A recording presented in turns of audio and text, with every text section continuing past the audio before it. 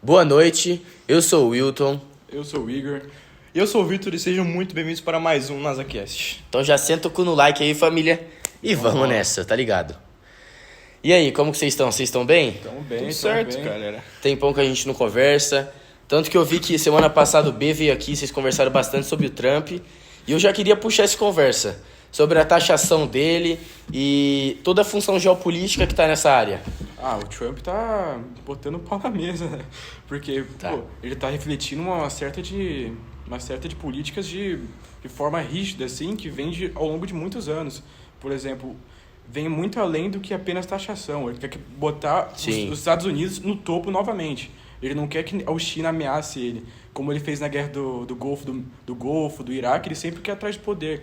Nessas guerras ele foi atrás de petróleo em busca de dinheiro. Cara, exato. Os Estados Unidos. E eu ia até comentar sobre isso, sobre, a importância dos hidrocarbonetos para a sociedade e o que eles modificam, assim, os problemas sociais dele, que, mano, é um bagulho muito importante, querendo ou não. Muitas guerras são geradas por causa desse tipo de hidrocarbonetos, né? Como o gás natural, Ucrânia. Gás natural.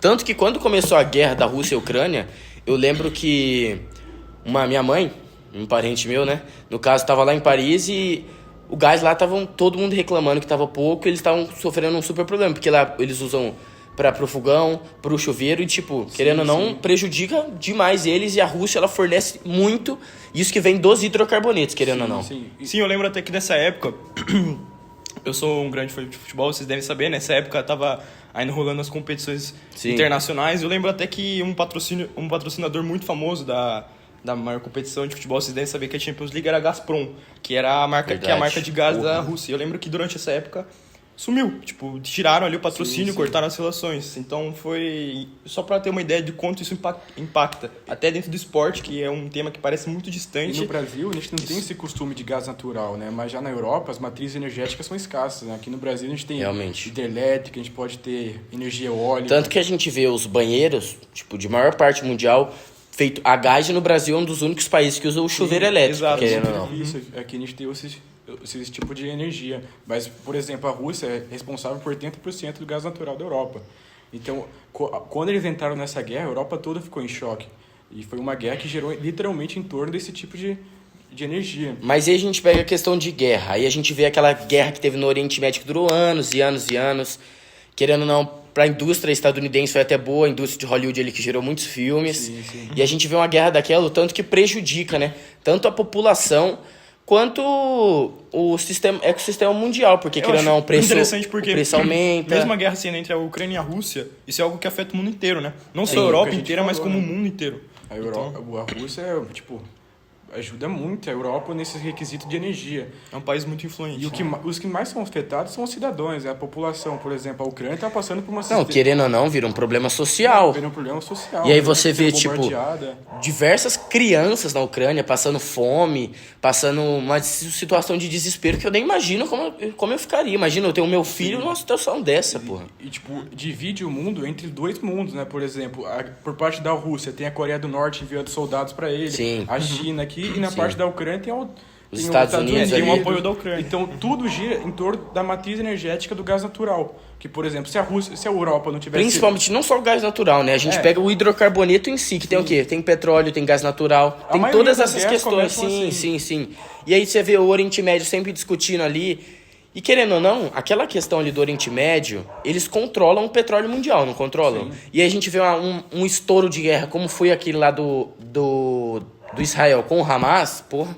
Então, a situação econômica mundial vai lá pra baixo, porra. A gente pode ver, por exemplo, os Emirados Árabes, trocando de assunto aqui, foi uma sociedade que prosperou muito por causa da presença de petróleo na terra deles. E eles têm uma presença muito forte na economia mundial por causa do hidrocarboneto que gera o petróleo.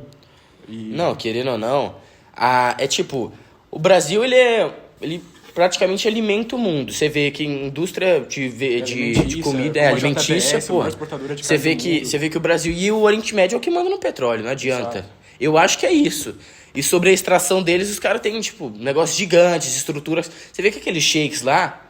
Por exemplo, outra questão relacionando o futebol que você gosta, que você tinha falado, foi a Arábia Saudita que queria passar uma impressão boa mundial contratando o Cristiano Ronaldo, Sim, é verdade. Neymar, não é? Dinheiro que vem de fonte do petróleo, é Sim, claro. Principalmente. Eles Eu querem gostaria chamar até a de atenção comentar, do mundo, exato. financiando os Eu jogadores. gostaria até de comentar que o fato da Copa do Mundo ter sido no Catar em 2022, Sim, algo exato. que há algum tempo atrás Totalmente parecia... geopolítico, totalmente. Exato, talvez até algum tempo atrás pareceria algo fora do normal. Poxa, uma E Copa o do Mundo lá negócio no que Catar, facilita... foi possível por causa do petróleo. E o negócio que facilita a obtenção de lucros no Emirados Árabes, que eles tiram petróleo do deserto em si. Por exemplo, no Brasil, a gente tira no pré-sal, no meio Sim. do mar. A gente tira num lugar Exato. todo ferrado. Pra tirar é muito Mais caro. prático. É mais Tanto que no prático, Brasil mais você não prático. vê tantas reservas de petróleo.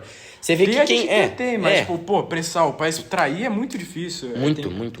Por isso que o Brasil é uma das referências mundiais na extração do petróleo, porque a gente tem muitas faculdades que estudam isso, entendeu? E você vê, por exemplo, os Estados Unidos, que extrai o petróleo. Você vê os Estados Unidos, todos os petróleo que eles extraem, eles usam pra eles mesmos. E eles ainda exportam grande- do Oriente Médio pra E eles. grande parte do petróleo que vem dos Estados Unidos vem de uso de guerras, né? Pô, a guerra do Golfo, Sim, que eles sim. extraíram, pô, litros, Não, nessas milhões guerras de eles litros. aproveitaram. E aí Iraque. você vai e imagina. Tem lá as populações, tipo a Al-Qaeda, tá bom, eles entram em guerra, eles colocam todo esse contexto por fora, mas você vê as populações que estão lá de bem, o tanto que sofre. Ah, não, as é. crianças, porra! E os Estados Unidos, além, tipo, tem quesito social por trás de querer ajudar, mas a grande maioria da parte é que eles querem acumular riqueza em cima de outras populações, por exemplo. Eles usaram a desculpa da guerra do Iraque, tipo, só pra entrar lá e tentar explorar o máximo de petróleo que dava, em busca de lucro. Com certeza, concordo totalmente, velho. Foi uma desculpa esparrapada para um benefício Exato. próprio deles. Foi egoísta, né? E querendo ou pegou não, mal porque- pra eles porque eles saíram meio que derrotados dessa guerra, né, da guerra do Iraque. Exato, é pra imagem deles, você disse, né? Você vê que, tipo, desde que a Revolução Industrial começou pra cá, a indústria, querendo, não só do petróleo, mas de tudo, vai cada vez mais se aprofundando e fazendo práticas que são totalmente, tipo, negras, assim, entende? Sim, sim. Não, é um buraco muito mais embaixo, né? Mas hoje em dia tem bastante coisa mudando, com os carros elétricos, Sim, tudo, sim. mas não deixa Com de lado o certeza. petróleo, né? Porque tem muitas coisas que vêm de origem de petróleo, plástico. E trocar Exato. até esse tipo de produto, como você tocou no assunto de carro, trocar esse tipo de produto que é algo que a gente já tá tão acostumado é complicado, né? Porque as pessoas costumam olhar superficialmente para esse tipo de coisa. Porque, por exemplo, o carro elétrico, ele polui menos, isso é verdade.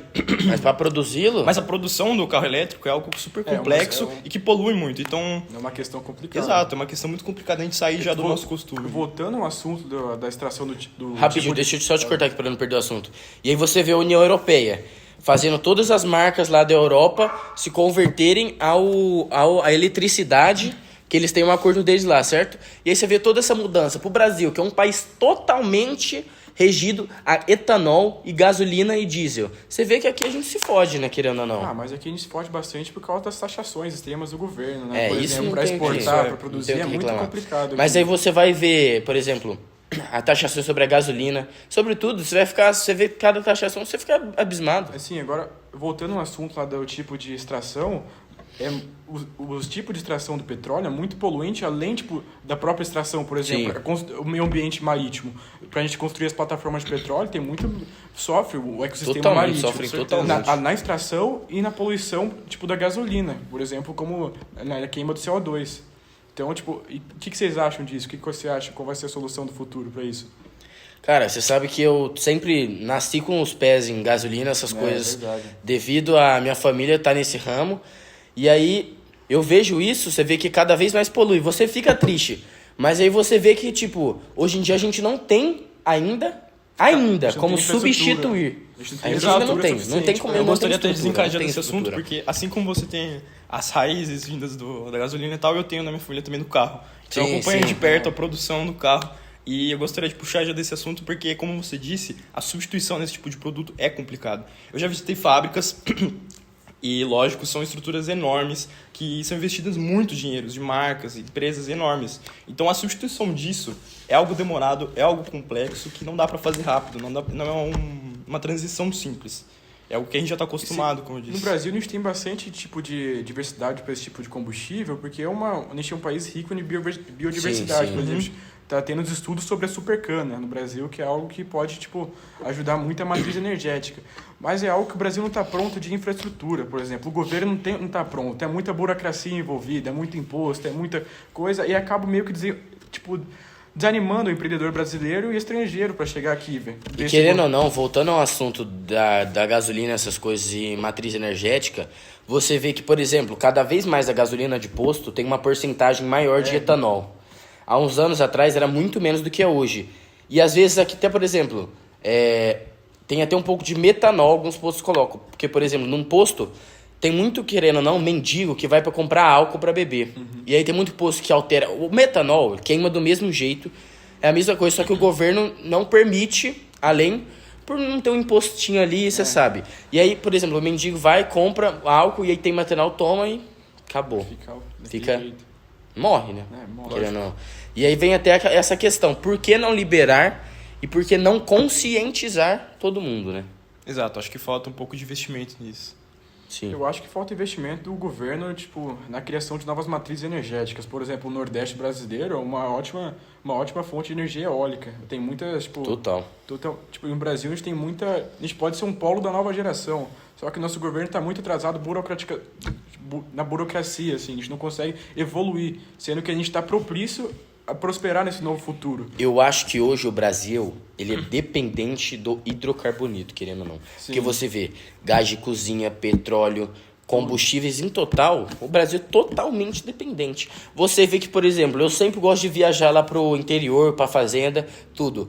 Como que alguém com carro elétrico vai pra lá? Não tem como, lá não tem carregador, exato. não tem a menor infraestrutura. O Brasil não é um país desenvolvido, ele é subdesenvolvido. O carro elétrico soa como uma desculpa esfarrapada para falar de evolução, como se, temos carros elétricos, estamos evoluindo, mas não é algo presente na realidade da maioria dos brasileiros. A população encarou isso de uma forma animada. Pô, carro elétrico, tecnologia. Exato. Mas é algo que está muito distante da nossa realidade. Mas você vê que cada vez mais a população se desanima com o carro elétrico. Cada vez mais. Você vê que cada vez mais vai cair na realidade. Vai cair na realidade. Exato. E principalmente quem mora no interior, quando eu vou pra lá, eu vejo um BYD no máximo e a pessoa, se ela quiser sair da cidade dela pra ir pra uma roça qualquer, tá fudida.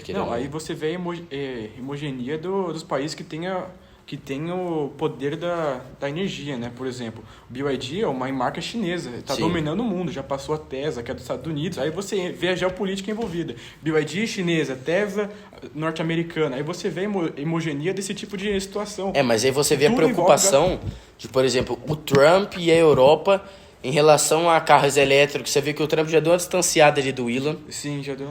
E querendo ou não, a Europa não deixou financiar nada e iria dar uma taxação, acho que de 200% se a BYD quisesse entrar na Europa. Por isso que a BYD não entrou na Europa. Porque eles sabem que se acabar as marcas de carro da Europa, eles estão quebrados. A União Europeia sabe disso. Eles sabem que eles querem ser hegemônicos como eles foram em toda a história mundial. A gente estava criticando um pouco o Brasil, mas o Brasil é um ótimo ponto em relação aos carros flex. Por exemplo, na Europa, no norte da Europa, assim, só tem carro diesel. Por exemplo, você vê, tipo, carro popular 1.0 diesel. Aqui no Brasil a gente tem muito carro que é movido tanto a gasolina quanto a etanol. Tanto que não ajuda muito. Atualmente os carros a diesel até pararam um pouco de vender, porque antigamente o diesel era bem mais barato e hoje o diesel tá mais caro. Querendo ou não, o diesel vai render mais, mas a vantagem dele era ele ser mais barato. E agora com essa taxação toda e essa questão toda... Tanto que eu até queria mandar um grande abraço para um amigo meu, Ryan Santos. E esse cara entende muito desse assunto, eu gosto muito dele. Então um abraço aí.